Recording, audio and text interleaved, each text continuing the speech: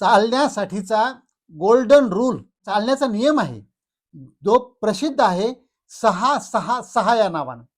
6-6-6 rule for walking.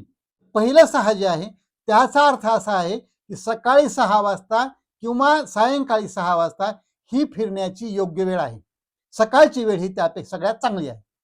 दुसरं जे 6 आहे त्याचा अर्थ असा आहे की जेव्हा तुम्ही कुठलाही व्यायाम सुरू कराल त्यावेळेला सुरुवातीची 6 मिनिटं हे वॉर्मअपसाठी द्या. हळूहळू स्पीड वाढवा. शरीरामध्ये मेटाबॉलिझम किंवा जी उष्णता असते ती थोडी वाढली पाहिजे याची काळजी घ्या.